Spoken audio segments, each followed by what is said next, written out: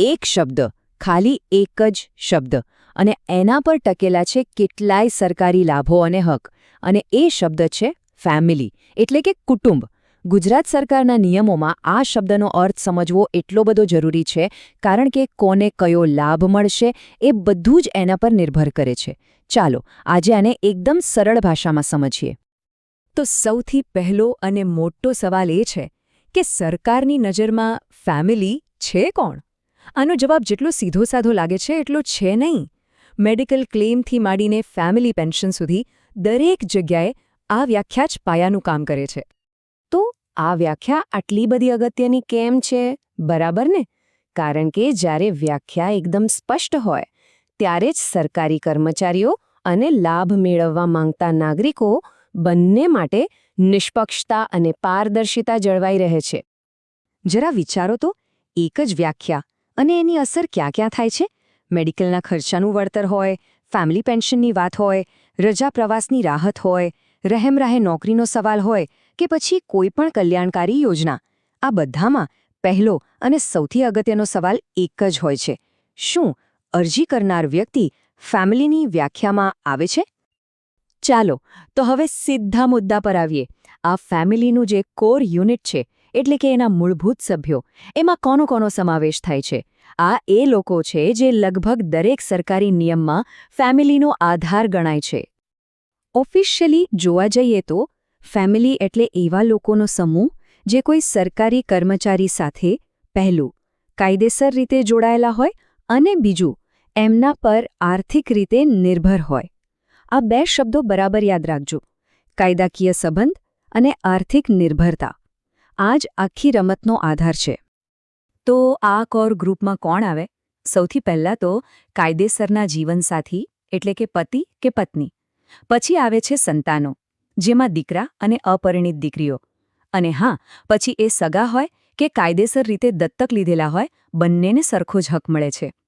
અને છેલ્લે ત્રીજા નંબરે આવે છે આશ્રિત માતા પિતા, મતલબ કે જેઓ આર્થિક રીતે પૂરેપૂરા કર્મચારી પર જ નિર્ભર હોય.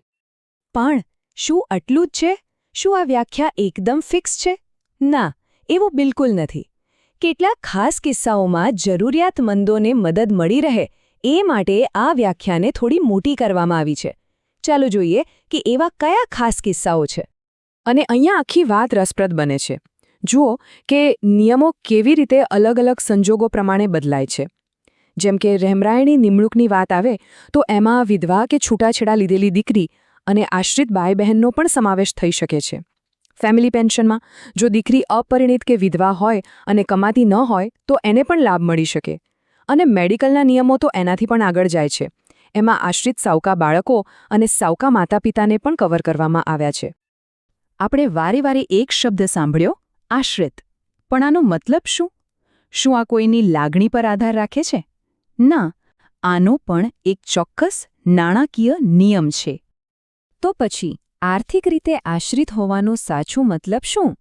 ચલો આ ગણિતને સીધું અને સરળ રીતે સમજીએ. આશ્રિત કોણ ગણાય એ નક્કી કરવાની એક 2 સ્ટેપની ટેસ્ટ છે.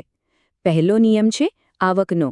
શું કુટુંબના એ સભ્યની મહિનાની આવક 9,000 રૂપિયા કરતાં ઓછી છે? આ એક ફિક્સ આંકડો છે. અને હવે આવે છે બીજો નિયમ. અથવા શું એમની આવક જે તે કર્મચારીના બેઝિક પગારના 50% કરતાં ઓછી છે? અને અહીંયા સૌથી અગત્યની વાત, આ બંનેમાંથી જે રકમ ઓછી હોય ને એને જ ધ્યાનમાં લેવામાં આવે છે. આ નિયમ એટલા માટે છે જેથી કરીને લાભ ખરેખર એમને જ મળે જેમને એની સૌથી વધુ જરૂર છે. ઓકે, તો અત્યાર સુધી આપણે ઘણું બધું સમજ્યા. હવે આ બધા ટુકડાઓને જોડીને એક સ્પષ્ટ ચિત્ર બનાવવા માટે ચાલો એક સીધી સરખામણી કરીએ. આનાથી બધું જ ક્લિયર થઈ જશે: કોણ અંદર, કોણ બહાર, અને કયા નિયમમાં શું ફેર છે. તો આ વ્યાખ્યાની બાઉન્ડ્રી ક્યાં છે? જો સામાન્ય રીતે પતિ પત્ની, બાળકો, અપરિણિત દીકરીઓ અને આશ્રિત માતા પિતાનો સમાવેશ થાય છે. અને કોનો નથી થતો? તો એમાં છે પરણેલી દીકરીઓ, સાસરિયા, આર્થિક રીતે પગભર ભાઈ બહેન અને દૂરના સગાઓ. આ લિસ્ટ ઘણું બધું સ્પષ્ટ કરી દે છે. હવે આ ટેબલ પર નજર નાખો. આ બહુ જ કામનું છે.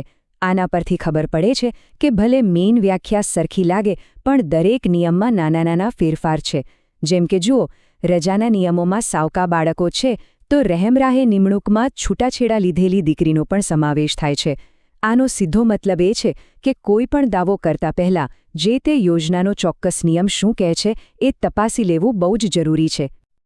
તો આ આખી વાતનો સાર શું નીકળ્યો? સાર એ છે કે આ સ્પષ્ટ વ્યાખ્યા માત્ર કાગળ પરનો નિયમ નથી, પણ સારા શાસનનું એક સાધન છે. એ સુનિશ્ચિત કરે છે કે મદદ સાચા લોકો સુધી પહોંચે, આખી પ્રક્રિયા પારદર્શક રહે અને લોકોના પૈસાનો યોગ્ય ઉપયોગ થાય. અને છેલ્લે આ એક વાક્ય બધું જ કહી દે છે. સ્પષ્ટ નિયમ એટલે પારદર્શક શાસન. આ ખાલી એક વ્યાખ્યા નથી, પણ એક અસરકારક અને ન્યાયી વહીવટનો પાયાનો સિદ્ધાંત છે. આ જે ખાતરી છે કે સરકારી કલ્યાણની જે વ્યવસ્થા છે એ ખરેખર એમના સુધી પહોંચે જેમના માટે એ બનાવવામાં આવી છે.